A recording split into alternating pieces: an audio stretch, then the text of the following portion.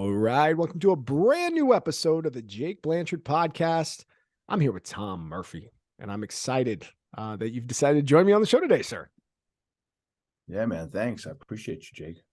Dude, you are obviously you're in a hotel room. For those who are listening, I get the background of Tom. He's in a hotel room somewhere. Tom, where are you at? What you doing, man? I'm in California today. I'm in just outside of Camp Pendleton, San Clemente, and I'm in a hotel room. It's the story of my life. I spent about 200 days a year right now in a hotel. Well, not right now, since 2014.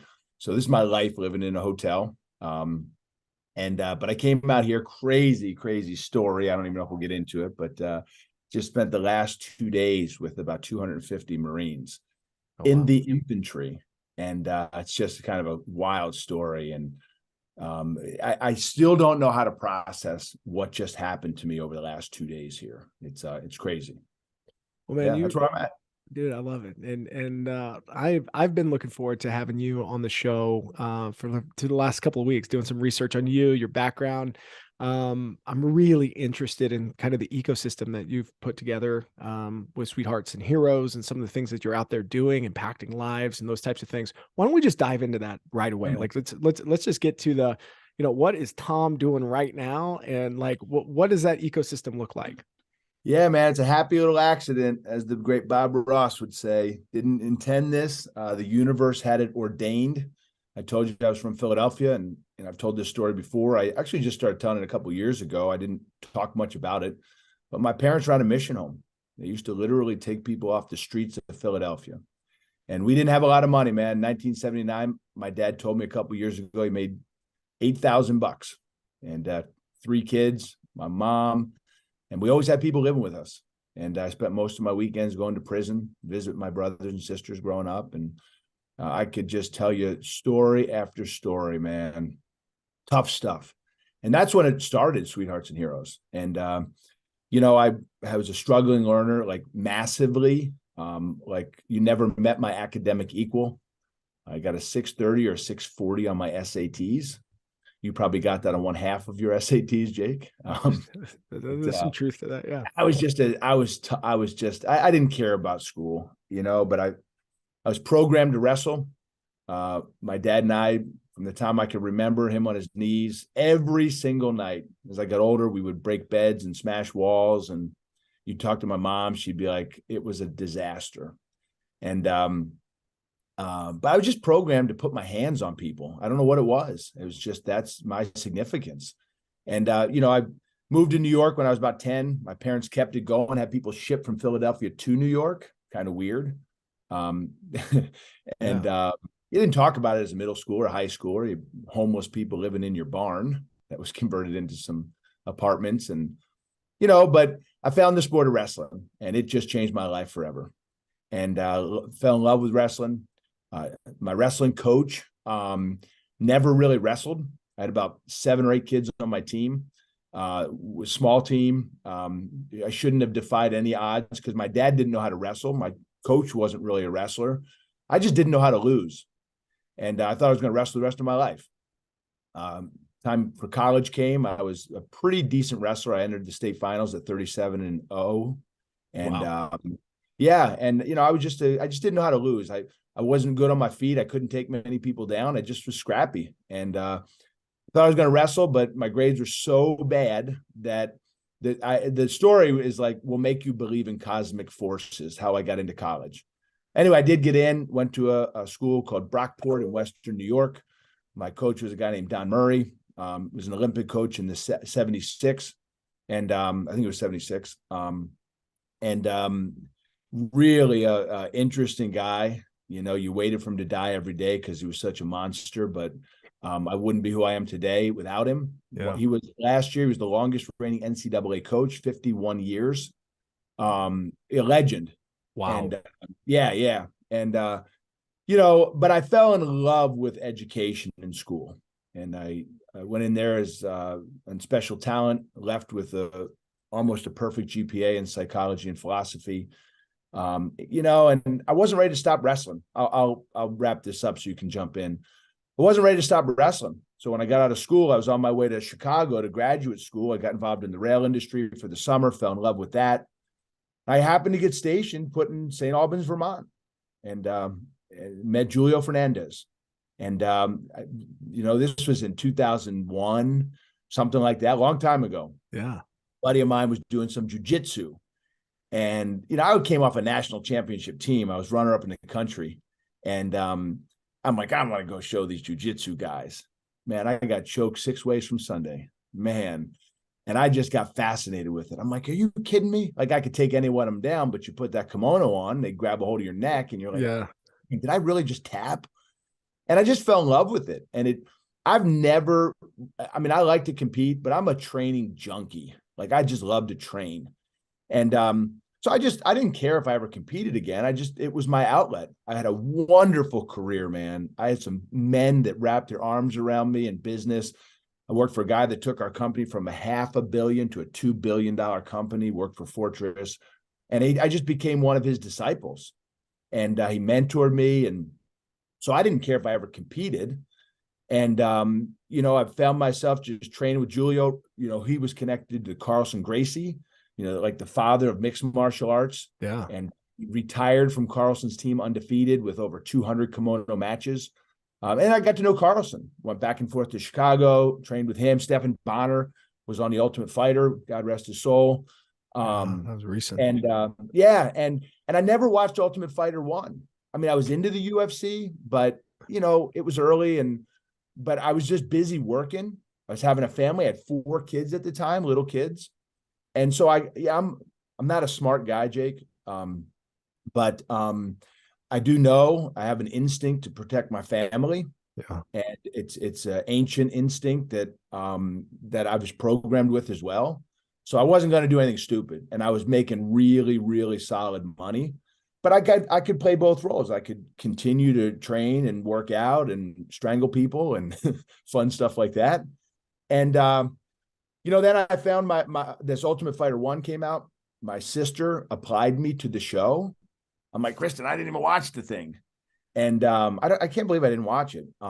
Did you have any amateur mixed martial arts fights? I had a little bit, man. I had a little bit. I did some stuff. Carlson asked me to. I fought in a couple places, and he came and actually cornered for me once. That was kind of cool. I never told anyone that. He actually in Atlantic City, he flew in to corner me once, and it was pretty cool. It was an honor. Carlson Gracie. Like, I didn't know what that meant at the time. Yeah, right.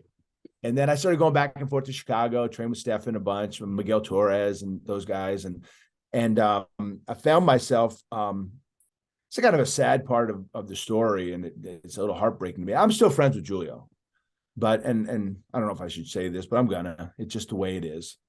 Julio and I kind of, we parted ways. I mean, he cornered for me at UFC 58. And, Dan Gable had one of the greatest dynasties in wrestling for one reason, just one. He was a great wrestler, but there's been a lot of great wrestlers, technicians, but he put a bunch of animals in a cage and had them tear each other to shreds. Now, my coach in college, I never learned one thing from, not one wrestling move. He took a bunch of animals, put them together, and we tore each other apart, and he let us do it. And we became tough. We became animals. And I just knew that model. And I was wrestling in Burlington, Vermont, doing jiu-jitsu with one of the greatest on planet Earth. Julio, a couple of years ago, got his coral belt. Wow. One of the only people on planet Earth to have a coral belt. And he's still teaching jiu-jitsu today. I mean, I love the guy with all my heart. And but after I did the Ultimate Fighter show, which is a whole another great long story. Anyway, after I did that, I got to Rich Franklin and I became really good friends. And I spent years, because we had a railroad office in Cincinnati, and I just spent years going back and forth, training with him and George and a lot of those guys. And again, just to fill my need to train. And I really wasn't thinking much about competing. But I knew that I couldn't stay at Julio's, because Julio's, it's the jiu-jitsu school. And, it's Burlington, Vermont. There's no animals in Burlington, Vermont. I've been to Burlington quite a few times. Have you? Yeah, no, it's a cool spot, man. It is. UVM was a client of mine, so I used to find my way Oh, out in really? Burlington and hit up Ben and Jerry's and drop Oh, over into shoot. Stowe and hit Yeah. that nice fall drive down to Boston, through Yeah, New Hampshire. Like it's a beautiful spot. But to your point, small area it is. and maybe geographically limited as far as sets and reps that you need at a professional level. Yeah, 100, there's only 600,000 people in the whole state of Vermont. Right. So this is really interesting. It was interesting for me. So I just secretly, because I know Julio's mindset in Brazil on Carlson's team, you never crossed lines. You train with your team, and that's it. And so I started sneaking up to Montreal and started training with these Muay Thai guys because I knew in college I wasn't a good wrestler on my feet. I dominate people on my feet today wrestling. It's the only place I want to be because they just trained me that if you're going to be a champion, you got to win on your feet in wrestling. That's it. That's what the Olympics is about. So I started sneaking up to Montreal, found this Muay Thai gym, started training with those guys, was in UFC 58, and pretty neat story there too. But anyway, so George came on the scene, St. Pierre. Yeah. And he fought at UFC 58. He fought BJ Penn. It was BJ's comeback fight. And I didn't have any connection there, but I knew George was in Montreal and he was lined up for a title shot. So I reached, he was training with this guy named Victor, and it was his coach. And so I just went to TriStar. I'm like, I'm just going to go one day. So I went. And doesn't this guy make a beeline for me? Dude, I can see this in my mind. This was 15, 18 years ago. And TriStar was like half the size. And this guy makes a beeline for me, this darker skinned, darker haired guy. And I was like, hey, I'm here to train. And some other guy was talking to me. He's like, do you train? And I just fought in UFC 58. And I'm like, yeah, I train a little bit. And, I didn't want to parade anything around, but this guy makes a beeline for me. And he's like, he walks right up to me, gets right in my face. He goes, I know who you are. He said, you're welcome here. He shook my hand. It was Firas Zahabi. Whoa. And truth be told, and Firas would tell you this if you talk to him, I was one of Firas's first students. He wasn't George's coach. He just sat in the back chair. He cornered against me at UFC 58. If you watch the tape, that's how I knew you. Yeah, that's how he knew me. It was crazy. But Firas became one of the most important people in my life. I spent about 8 years traveling back and forth, training with those guys before George was a champ. It was me, this guy, Harry, Marcus, that Firas took under his wing, and he started his own little team. Like I was his first teammate, me. And he just would train us on Saturday mornings. He wasn't with George. George was still with Victor. And then that kind of dissolved, and Firas's magic just stuck out, and George aligned himself with Firas. And this was before Danaher, all those guys. And so we just started training. We had about 10 or 15 guys that would train. It wasn't sexy. It wasn't glamorous. And that became my home. TriStar became my home. But really, I spent more time going to TriStar because most people don't know this about Firas Zahabi. He is one of the most brilliant human beings I've ever met on planet Earth. And I'm not even talking about his fight IQ. He can talk philosophy, Plato, Aristotle, Socrates, Epictetus, anything you can imagine, Firas can talk it. And I would spend more time after practice goading him in to talk to me about philosophy than about mixed martial arts. I didn't care about mixed martial arts. You had a degree in philosophy then. I mean, a minor. Yeah. But his degree is in philosophy, and he's just freaking brilliant the way he thinks. He thinks he's a disruptor on his thought process. And you're like, dang, I never thought about it like that. And so we would just talk philosophy, but I would train. I'd go up there a couple of days a week, and I did it for years. And he's actually the one, when I fought in UFC 58, I was lined up to fight Jake O'Brien in 72 in Belfast. We were on the main card, and I was going to be Murphy and O'Brien. This was before he fought Arlovsky. And I had like $7,000 worth of plane tickets, and a week before, and I just started at TriStar. Like Firas was not with George at the time. I just started TriStar, and it's crazy, man. I haven't thought about this in years, Jake. I was not planning on talking about this kind of stuff. I'm just letting you go. Man, I'll wrap it up. No. But yeah, anyway, Jake O'Brien hurts his neck and pulls out of the fight. And last minute, nobody's ever heard me say that before, just pulls out. I talked to Joe Silva. They try and make another fight. But Firas actually stopped me because I was terrible on my feet. Not terrible. I mean, I could hold my own, but I was never trained properly on my feet. And Firas had been working with me. And he's so great because no matter what your style is, he doesn't force you into a traditional style. He adapts your style, because I'm a right-handed guy, but I fight left-handed.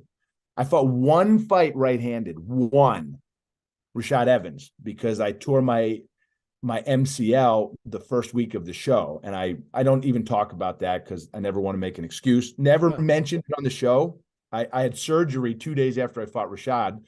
And the guy that did Chuck's knee, Dr. Sanders, told me, he's like, you tore your MCL and you got to have surgery. So you either go home or pull out or fight. And so I told Matt Hughes, I'm like, dude, I got to fight next because, and that wasn't on camera. I'm like, I got to fight next because I can't even train, dude. Yeah. It's that bad. And so, anyway, that's all. But Firas, I'm just digressing. Sorry, I jumped. No, you're all good. But anyway, so but Firas is just great, and I just fell in love with the guy, man. And I still talk to him today. TriStar just became my home. George became a really good friend of mine, and took me under his wing too. And I remember when he fought Koscheck. One time, this is the kind of, I talk to young people all the time, sometimes the ones that know who George is, because it's funny because kids don't even know who he is today. Yeah. But I say he's a champion for one reason. Dude, this is incredible. We would train at our height with 50, 60 guys every week. The pro sparring. George St. Pierre comes in. And he's so funny, man, because he used to carry like a rollerboard suitcase. Here comes George. He doesn't have like a gym bag. He's like a rollerboard suitcase. And he would come in and, and it's funny when you train with at TriStar at that time, the pro sparring was 5 rounds. And if you made the board, Frost would take his top, 20 guys, make like 10 matchups, and he'd do every round. It's Tom and David Loazo, Tom. And so if you made the board, you were one of his guys. And I made the board every time. And every week he'd give me 1 round with George. So I was one of the guys that got 1 round with George every week. And because he liked my wrestling and he wanted me to, and it was heavier than George, and he wanted me to, really push him on the wrestling side. And where the heck was I going with this? Dude, I'm lost in so many memories that I wasn't even thinking. I thought we were going to talk about kids and stuff. But what was I was saying something. It had a really good point and meaning. But, you're saying George St. Pierre is a champion. Why he's a champion? Why I tell kids. But it has nothing to do for me with George's mixed martial arts prowess. George is the champ. He comes into the gym, man. He would greet every single person. Hey, man, how you doing? Thanks for coming. Even if you didn't work with him, thanks for coming. We would get done training, and George and I a lot of times we'd stay after and lift together, just him and I, like everybody else would be leaving.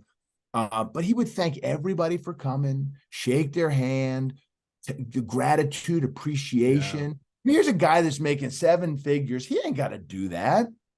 It just really, one of the most beautiful things I learned from George was the gratefulness that he had for the men, the women that would show up and help each other. Yeah. I mean, that's a champion. And it's funny because I'm out here in California, right? I'm sorry, I got to go on this quick little tangent. Let's do it, brother.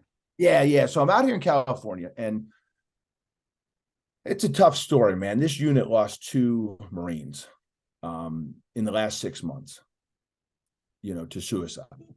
And that's why they asked me to come out. And it's a very long story. It's a beautiful story. It's a complicated story. I shouldn't be here. And if I told you the real reason, my daughter's involved in the story, which is like, what? Your daughter's involved with some of the greatest fighters on planet Earth. Real fighters on planet Earth. Yeah, it's a long story.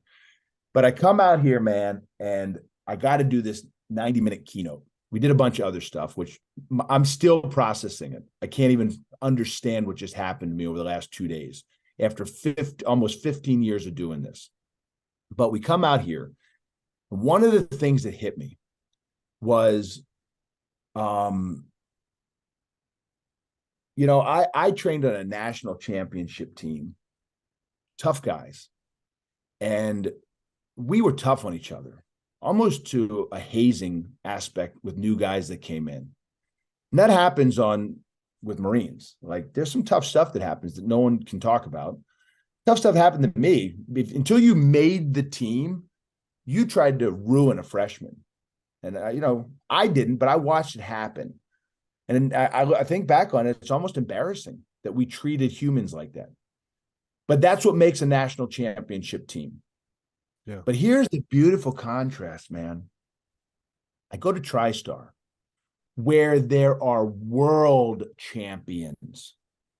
I never saw one guy be mean to another guy. I never saw one man disparage. Never saw one man do something hurtful. I never saw one man haze anybody. Now think about that deeply.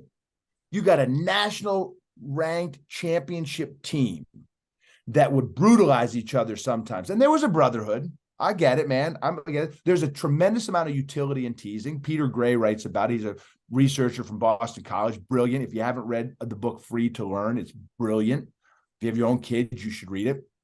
But there's utility in teasing. You had a circle of kids when you were in high school that were your guys, right? Yeah. And there's one guy that got picked on in the group. Yep. And it's supposed to be that way. It's happened for thousands of years. You were making him stronger to a certain extent. So when he went out into the world, he could protect himself. And nobody else was allowed to pick on him, but you guys were tough on him, right? Yeah. I can tell you about the guy in my group that we picked on. I don't want to say his name because he might listen, but we picked on him, but nobody else could. So you almost think that that's okay. And then you get into these groups and you almost take it too far. And, but I never saw that at TriStar. And when I came out to talk to these Marines and I got to the end of one of these things, I just said, you guys are tough on each other, mean to each other, hurtful to each other. There's this hazing, this brutalization that happens that you hear about, that you read about, and something happens and it makes the national news and it's like, these monsters. But when you look, and they are the greatest force on planet Earth. This is the infantry in the U.S. Marine Corps. And the thing that washed over me that I passed on to them was this experience that I've never thought about until I got out here, that's not what makes the greatest fighters on planet Earth. What makes the greatest fighters on planet Earth is a brotherhood, a camaraderie, of compassion, Mutual respect.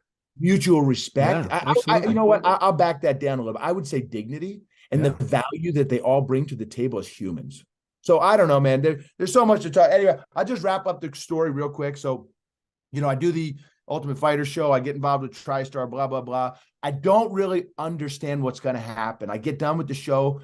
Friends of mine start calling me and they warn you about the show. You're going to hear from people you haven't talked to in 20 years. I'm like, yeah, that's not going to happen. Dude, it's crazy, the people that get a hold of you. But people were doing the right thing. Can you come talk to my volleyball team, my basketball team, my baseball? Yeah. And I've had some great coaches, been able to package up lessons on leadership, motivation, goal setting. Did that for a little bit here and there. A buddy of mine called me from college. Said, hey, man, speaker I had lined up to do something on bullying. Fell through last minute. Can you do something? I'm like, yeah, sure. I'll throw you one. Another school saw it. I made up this silly little message called Sweethearts and Heroes, which is very purposeful, the name. And another school saw it. Jake, 2 million kids later, from Houston to Hawaii to Montreal and back. My speaking partner and I, a guy named Rick Yarish, you should have him on your show if you can. I'd love to. I spent some time looking at his story. Yeah, dude. Holy smokes, man. It's 70% of his body was burned away. Yeah. And we've just taken this beautiful message that unlike anything you've ever seen in your life, I promise you. And in 2014, I quit my job. Was making 200,000+ bucks a year. Family scared the hell out of me. Yeah. Quit my job. Dedicated my life to this. But it really took me full circle, man, because the kids that I talk to are my brothers and sisters growing up. People that are hopeless. Feel like they have no options, except unfortunately to take themselves out of this world. And suicides in 10 to 14-year-olds, Jake, since 2007 have tripled. And maybe that's the worst of the destructive decisions. And I just gave my life to it, man. I'll land on this, I promise. I had a chance. I was just about ready to go back to the UFC. Had a couple wins outside because I kind of, jumped tracks on the side of the story. But Firas asked me, after the Jake O'Brien thing fell through, he said, take a year off and just work on your stand-up game. I said, okay. And I trusted him. And then, we got a hold of the UFC. They said, take a couple fights. We did, won them, was ready to go back. I was speaking so much to kids by then that I just said, I got to make a choice. You can either train full time at that level, or you can truly change the world. And I know that this message was changing the world, man. I saw it with my own eyes. So I went all in, man. And that's what I've been doing. That's a beautiful story, man. Thank you for just taking me. No. Thanks. Yeah, man. I wasn't planning on that. What was the origin story for Sweethearts and Heroes? And you gave me a hell of an origin story, brother. Like I never told it like that. So that was wonderful, man. And thanks for all the pit stops along the way and some of those fun little side stories as you got into it. I'm I'm 8 years into my Brazilian jiu-jitsu journey. I have recently come on over the last 5 or 6 years as an actual like UFC one championship, like the Bellator fight fan. And it's really cool to hear somebody who was kind of in those really early days of at least the Ultimate Fighter and some of the what 2000 what 5 6 7 like when were you doing some of these fights? Yeah, something like that, man. It was that time frame. That's wild. That's absolutely. If you want, I can connect you to Rich too. He does his own podcast. You guys might I could feel you guys, the chemistry. You guys could do one together. I'd love that. What an honor. Yeah, do that. Yeah, I will. So let's you brought up a pretty surprising stat to me, something I didn't understand. You said suicide rates are up for 10 to 14-year-olds 3x. Is that the right statistic? Yeah, man. They get that. So I'm sure because you speak about this, you've probably done a lot of research and or talked to parents of folks who have done this or have contemplated this.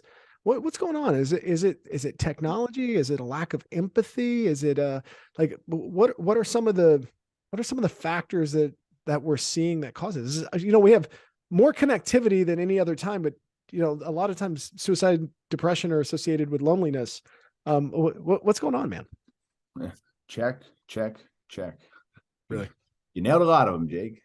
Yeah. Malcolm Gladwell has this beautiful theory just about, in Outliers, he talks about plane crashes, and it's never one thing, man. The hole's got to line up on the Swiss cheese, right? It's never one thing. And, suicide's a big one we talk about. There's a lot of destructive decisions that young people are making that are elevated, that are on the rise. There's this crazy, the reason we're out here is there's this crazy parallel. It's almost eerie, the parallel between service members and young people. This one will blow your mind. 30,177 service members have taken their own lives post 9/11. You know how many died in combat, Jake? Post 9/11? 3 or 4,000? 7,057. I think you can quote me on that. So that's just more than 4 times more. Yeah. Isn't that crazy? Self-inflicted. Wow. Isn't that crazy? It's crazy. You say why? And it's one of the things that Rick and I have spent a tremendous amount of time researching. You say why? What's the reason? And when I have this parent, and when you look at kids and service members on this trajectory, there's only been one time in history when the service member suicide rate has outpaced the general population. That was during the Vietnam era. There's only been one other time, except for now. It's outpacing the general population, which doesn't really happen. I mean, we hear about the 22 a day, but that doesn't mean they're outpacing the general population. But now they are. And our children, which is the scariest thing to me. And we're not talking about it. Like, you didn't know that, and you have a kid that's almost ready to turn 10. Yeah, that's true. 10 to 14-year-olds tripled the suicide rates. And that's maybe the worst of the destructive decisions. So you say, why? And we can go down this road of some of these holes that line up in this Swiss cheese. But the first thing that you got to understand, it's one word, because they feel hopeless. Right? And what's HOPE stand for, Jake? It stands for hold on, possibilities exist. H.O.P.E. We have a generation of young people that don't feel like they can hold on to the possibilities that exist for their future, so they're willing to give up. It's the same reason why 22 service members end their own life every day in this country, because they feel hopeless. Did you take the time, Jake, to watch 13 Reasons? I did not. Yeah. Well, a lot of parents will say to me, well, I don't even agree with that show. And I say, well, maybe I don't either, but I watched it because, I wanted to have common language with the young people I was talking to when it came out. But that show gets wrapped up into one word: because they feel hopeless. That's the why.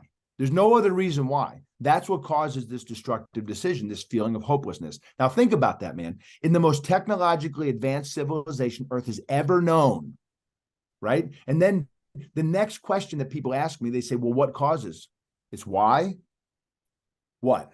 What causes a young person? And I say it's the same thing that causes a service member. There's these common threads that weave between all of us, right?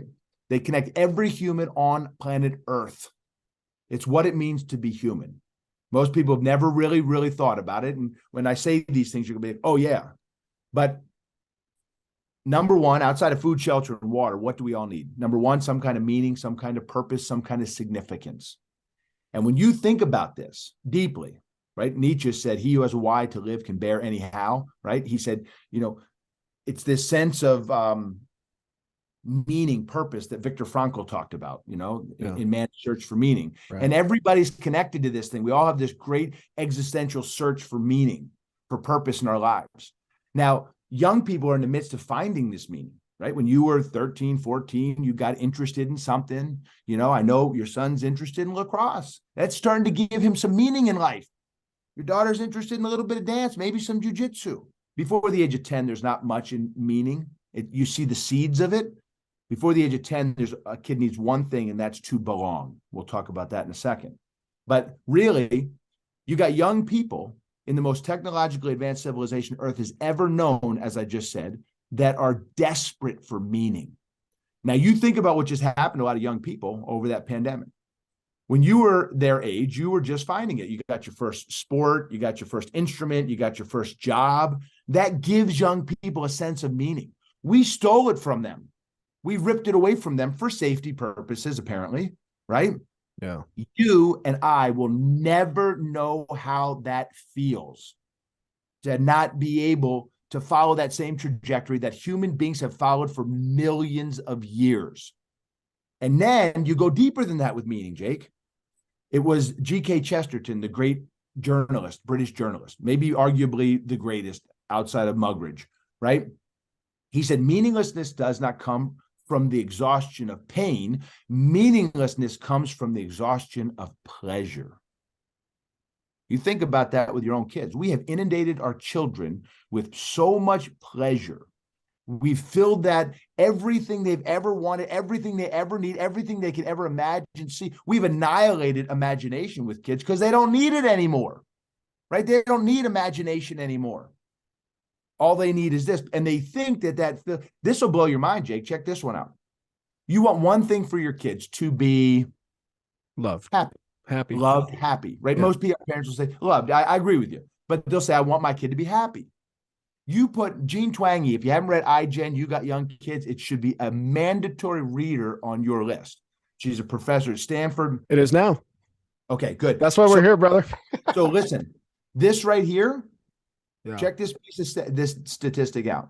This thing right here, phone. When you put it into a human being's hand, not a kid, a human being, you will cut their happiness score in half. And every parent gets their kid a phone for one reason: to be happy, right? Oh, they're going to be happy. You just cut their happiness score in half. But you love them, right? You want them to be happy. So when you said, is it technology? There's one great reason. But it's not really the content that I talk about. I mean, I'll talk a lot about content. I got a friend of mine that wrote a book called Disconnected. He's been on Fox News and some other stuff. Kirsten talked to him a couple times. And, parents always say to me, when's the right time to get a kid a phone? You know what he says?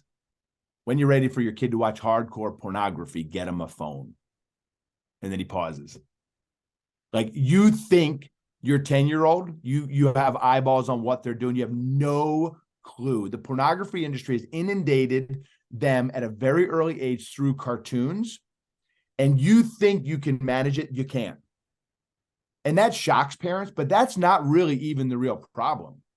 The real problem is neurologically what you're doing to them when they cannot fulfill that chasm of meaning in their life because they think it's about pleasure, but it's not. Meaninglessness, Viktor Frankl said, the greatest meaning in life comes from the attitude that you take towards the unavoidable suffering that you go through. It's got nothing to do with the stuff that you have, the stuff that you build, the stuff that you get. Meaning doesn't come from that. I learned that from my buddy Rick that got blown to hell. It said that the best thing that ever happened to him was getting blown to hell. The greatest suffering you can imagine. So that's the one thing, Jake, that we need to really focus on with our kids is they have very little meaning in their lives. And we think we're giving a meaning with all this stuff, but we're not. Okay. So but the other thing. Oh, go ahead. Go ahead. No, I'll put a pin in my question, but like, Yeah. I'm just going to ask for an alternative path. Right. So maybe if we could come back to that as far as. Yeah. I'll land this real quick. I keep saying I'll do that. But the other great thing, the other great thread that connects you, me, everybody in this hotel, everybody on that Marine Corps base, everybody, you know, it's human acceptance. Yeah. It's that sense of belonging. And you know this. But what a lot of people don't understand is that young people are just pack animals, right? I've been in front of 2 million kids. I can walk into any school in the world and I can just watch the packs happen, the different intergroups. And most people, and there's this lady named Judith Rich Harris. She died about the age 80. They kicked her out of Harvard because she was going down this path. And this is going to rock you, Jake, right here. And I get in giant arguments with people all the time. I never really talked about this on a podcast or show before, but I talk about this stuff with parents all the time and teachers. Now, there's a huge discussion right now about SEL, social emotional learning. And there's some people that think it's the devil, it's a Trojan horse, we're slipping in all this diversity, equity, inclusion, this transformative stuff. And I love that conversation. That's a deep, long conversation. I prescribe to a brand of SEL that started with James Comer in the 1960s, Yale Medical School. But this lady, Judith Rich Harris, now just follow me on this. She said this, they kicked her out of Harvard for this. It was crazy. She said, kids learn things in 4 ways. 4. 1, what their parents teach them. And this is what the one faction of the people that fight against SEL say. They say, that's not a school's job to teach that stuff. That's the parents' job. Okay. And that's the sword that they die on. I'm going to change your mind about something right now, Jake. Yeah. Because you're going to fall into that trap and you're going to say, yeah, it's my job to teach my kids. Number 2, what they see their parents model. And then parents like, oh, shoot, that's right. That's actually more important than what I teach my kids. It's what they see me do. And I can give you a big, long discussion on that. And there's parts of that I buy with all my heart and soul. Number 3, what they see modeled from other adults. That's number 3. Number 4, the last one, their peer network. The first 3, you can pretty much just throw in the garbage. And that's when you get in a fight with a parent. No, I teach my kids. Okay. Answer me this right now, Jake. You ready? Yeah. An immigrant family moves into your community. They speak no English, have a very thick accent. They have a baby. Why does it grow up with no accent? Because it's not being raised in an environment where Jake, you just told me, I know you didn't, but you just told me that you had the greatest influence on your kids. Why don't you have an influence on the phonemes that they put together? All they did for the first 7-8 years of your life is heard you talk, mostly. Why don't they got no accent? You're the greatest influence on their life, Jake. Maybe you should have taught them how to talk with an accent. Maybe you modeled that behavior with them. How come they don't have an accent? Here's a better one. Watch this. She talks about this. This is brilliant. They look at high society English young men that are exact duplicates, replicas of their fathers. You watch the way they walk, their enunciation, their pronunciation, their posture, everything. It's a replica of their fathers, right? And they're like, oh, shoot, they just model their fathers. They're raised by nannies for the first 7 years of their lives. They never even see their dads. Then they get shipped off to boarding school. Maybe they see their dads 2 weeks a year. Okay? So they say, oh, the school teaches them how to be that way, to be copies of their fathers. They're created at these same schools that their fathers went to. So they go to these schools and they investigate it, right? It's not the school. The little peer networks, these little boys, they know how upper society men act. They demand it of each other. No, this is how we're supposed to walk. This is how we're supposed to talk. They don't consciously do it, but they hold each other accountable and they force each other to. Now, after she died, Judith Rich Harris, a guy named Russell Barkley, University of North Carolina, Chapel Hill. You got to watch this thing. He talks about shepherding versus engineering. And I'll land on this, I promise. He says I'm just going by memory here, man. I've just read this a couple of times. He says from 0 to like 7 or 8. Sure. Maybe you got some kind of opportunity to influence your kids, but not really. I mean, Peter Gray says the age of independence for a human mammal is 4. That's the age of independence. And a kid must be socialized before the age of 5 by other children, or the kid is screwed. Like, it needs to be socialized. And that's a huge conversation. But once from about the age of 7 to about 15, your influence on your kid is like this. After the age of 15, this guy, Russell Barkley, says only about 6% of what you do, Jake, will actually influence the trajectory of your child's life. Only 6% after the age of 15. Once they hit 21, it's 0. Now, think deeply about that, because parents want to fight you on this. But when you were 15, were you listening to your parents? What's that? When you were 15, were you listening to your parents? I heard what they said, but but what were you doing, Jake? Well, it's kind of doing what Whatever I wanted the hell to do. your buddies were doing. Whatever your buddies were doing. And this is fascinating because I just finished Abigail Schreier's book, Irreversible Damage. It's about the trans movement. You should learn about that. It's fascinating. And she says the same thing that Judith Rich Harris said 20 years ago. The only influence that you will have, and Russell Barkley says this, and I promise I'll land on this one. The only influence you will ever have on your kid is the environment that you put them in. That's it. Because that environment will shape them. Now, I'm not saying your kids won't get some great lessons and come back to you. It's neat watching my own kids come back to me now at 21, 22, 23, 25, and being like, yeah, man, you were right about that, Dad. Can you tell me more about that? I'm like, yeah, sure. Yeah. I tried to tell you this for years. Yeah, it's time to double click in my 20s. Yeah. So anyway, man, but so when you say why and what, it's really this great need, man, for meaning, purpose, and human acceptance. So let's talk about this then, because I kind of find those 2 points that you just put out in conflict, meaning belonging, especially with kids these days. And I hear it from my son already. There's kids with phones. There's kids, they're not necessarily active on social, but they participate in these different apps, participate in these different games, all these like online internet things where they're, cursing at each other and, whatever they're doing, playing these games. There's a sense of belonging in that. And that's in direct conflict with kind of that other side of like, you lean into that, you put the phone in their hand, as you were talking about earlier, and then all of a sudden now you've cut their happiness down trying to help them belong. And so like what's that trade-off like, and what are some of these conversations that you're advising parents on in order to mitigate those two those juxtaposed positions? It is, man. It's fascinating, Jake. And there's way too much to say about this for a podcast. Sure. It's something that parents should spend a lot of time thinking about, talking about, learning about. I mean, I'm not avoiding your question. I think it's really brilliant thought you've got, because they kind of oppose each other, because I got so many thoughts and comments on this, man. It's fascinating, man. Yeah. And when I look back on my own saga with my own children, I got one in the Air Force.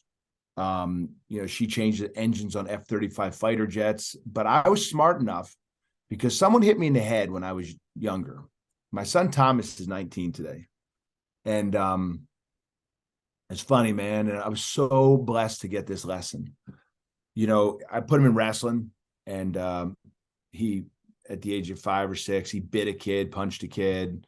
Yeah, he's just a little guy. And I remember calling my buddy who gave me some great advice. And I didn't know what to do. He's a wrestling coach and he does youth wrestling. And I'm like, dude, I don't know what to do.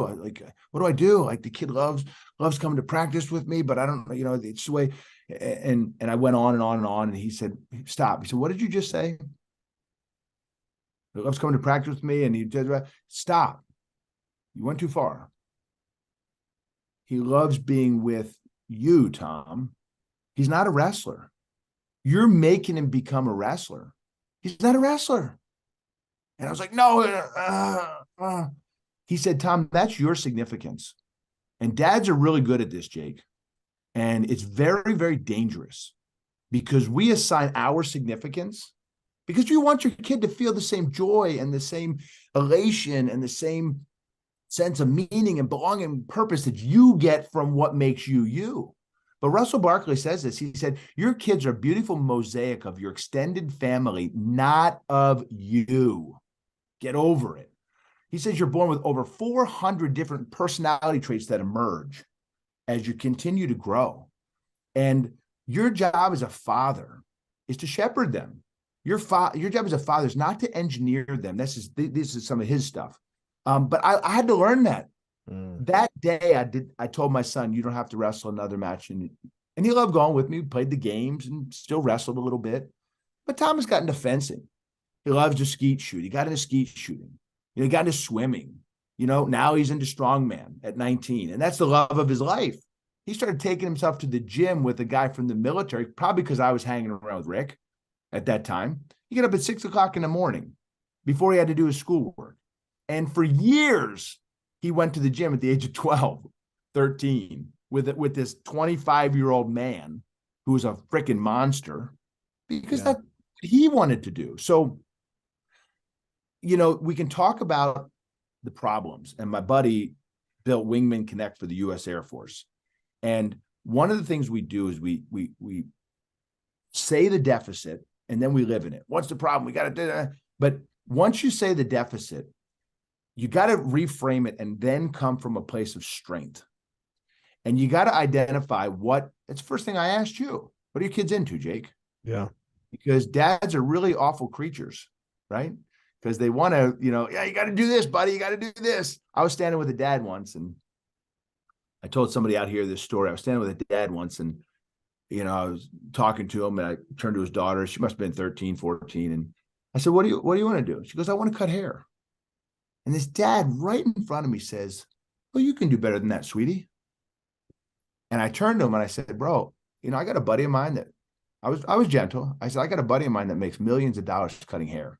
The guy's got like 15 salons. And I said, you mean she's too good for that? And he's like, no, that's not what I meant. I said, but that's what you're telling the poor thing. Yeah. I said, she's got to start with a chair and one seat. I said, you're a business guy. Why don't you help her grow that significance, that meaning, that purpose? And there's some of the great research that I love is around self-determination theory, right? And there's a sub-theory underneath it called basic psychological needs, BPNT. A guy named Edward Deci and Richard Ryan came up with this theory. And you should know this as a father. Basic psychological needs, it's kind of like Maslow's hierarchy of motivational needs, but this is a little different. He says every human being needs like 3 things, right? And this is important to answer your question. Number one, they need autonomy. And we've ripped that away from kids. Jonathan Haidt writes about this in Coddling of the American Mind. That's another great book that every parent should have to read. But they need autonomy, and we've stripped them of autonomy, right? Autonomy leads to number 2 on that basic psychological need, which is competence. All you want for your kids is to be competent at whatever they do, but they can't be competent if you're not letting them be autonomous. Right. It's crazy. And the third piece is relatedness. And that's really comes full circle back to making sure they get into these environments where they're with other people that are on the same life trajectory that they want to be on. Because the danger is this, Jake. When I was a kid, the pothead group would take you in. They'd take anybody in. If you brought a little bit of weed and some money, you could join our group. Come on. We want to be mean to you. Right. But with this thing, man, there's so many groups out there that kids can gravitate to that will accept them. And that need for belonging might just trump everything. It might trump everything. I said from 0 to 10, a kid needs one thing, and that's to belong. And then they go on this search for meaning. But in this struggle for meaning, because we think it's about pleasure, but it's not. And because we've given them all this pleasure, they the only thing they have to revert back to is this sense of belonging. And they get sucked into this vortex of different groups that'll take anybody in. And the scary thing is they don't even know the groups. Abigail Schreier talks about this in that book, Irreversible Damage. The trans, and I'm not anti-trans at all. I talk to trans kids every day. They're human beings that need to be loved and supported. And I'm no scientist. I'm no doctor. I don't know anything about this stuff. So I'm not, fighting this. But the funny thing is there's been 1,000% increase. In Europe, it's over 4,000%. And a lot of what they trace it back to is these kids that are struggling with meaning, purpose, belonging, and they find these groups that just create these echo chambers and these closed networks. And they just fulfill this deep sense of belonging and hunger. You walk into an auditorium with 1,000 kids, there's little pockets of kids snuggling with each other, arms around each other, their heads on each other's laps. That's what pack animals are supposed to do. Yeah. That becomes the most important thing to a kid is their friends, even more important than their own families. So it's a really interesting conversation, Jake, and the juxtaposition that you're talking about and the conflict between meaning and acceptance. But really, man, I believe with all my heart with this Judith Rich Harris and this other stuff that acceptance trumps everything. We have talked for 50 minutes already. And I wasn't planning on talking about any of this. I know, brother. Listen, I want to make sure, I do have to wrap. I have a commitment that I have to go to. I wish I would have blocked out more time for this. I want to invite you back too. Oh my God, you're the amount of knowledge that you dropped. I have to listen to this podcast probably multiple times to get all the book references, quotations, some of those things. And I encourage everybody to go back. The last 20 minutes is absolutely fire as far as if you're a parent. Can I tell you one more thing, Jake? I don't want to cut you up, but I want to give you this gift. Please. You got to read Play, P-L-A-Y by Stuart Brown. It's one of my favorite books. Just understand this. I'm just giving you this because your own children. Stuart Brown says that everything a mammal learns to transition successfully from childhood into adulthood, they learn in one place and one place only, in self-directed, self-controlled play. We have annihilated play in children, self-directed, self-controlled play. We don't let them do it anymore. We've stripped them of that autonomy, and we don't let them do it. If you want your kids to be joyful and happy, you need to understand their individual play personality. I'm only breaking this off, man, because of those two beautiful humans that you have the privilege of shepherding. They will emerge with a play personality. There's multiple ones. And Stuart Brown talks about the collectors. You probably know some collectors in your life, collect football helmets, or there's explorers, people that love to travel or go out in the woods. There's directors, that just like the kids are like, hey, but we're going to play this game and you do this. And that. So you need to understand your kids' play personality. Now, just understand this one last thing. If you can take a play personality and watch your children's play history, and you can help foster the environments around that as they continue to get older. When you tie your play personality and your play history to your adult life, you will always find joy. And that's hard because you're going to want to say, oh man, you can't do that the rest of your life. Yes, you can. It's engineering. Those kids that play with Legos like nutballs, they make great engineers. So you need to study this book. You need to study your kids' play personality. You need to study their play history as it's continuing to emerge, and not what you want it to be, Jake, what it truly is that's programmed into them. Like I was programmed to wrestle. If you can do that, your kids will always find joy. If I go into a room of teachers, 100 teachers, And I say, who played teacher growing up? 75% of them will put their hands up. You know what the other ones are doing? Uh, 10 years, 6 days, 3 hours, and 15 seconds left. And I'm always like, you never played teacher growing up, did you? Nope.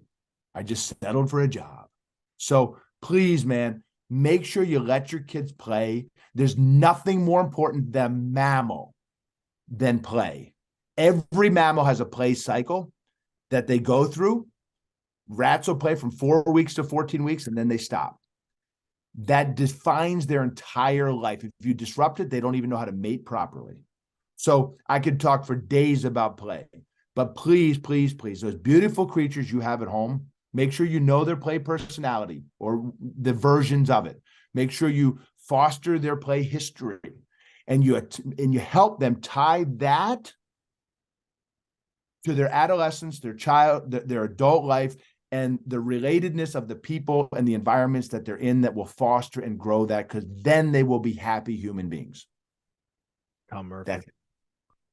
The mic drop there at the end, man. Thank you so much. I am immediately getting on play and reflecting. And there's probably, I think my son is a director, and I think I could be interfering with an optimal environment for him as a result of, maybe my feelings in the way that he's directing. And maybe I'm taking that away from him in that space. So a lot of self-reflection going on here, as you were saying that, Tom, not lost Wise on me man, at all. wise man. A couple things here. Sweethearts and Heroes is an organization that you are running, impacting lives. And what's the easiest way for people to find you?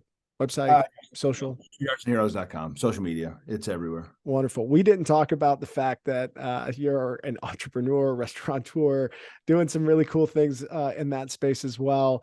But I encourage folks to look up Tom. All the links will be in the show notes. Go check out his ecosystem, things that he's doing.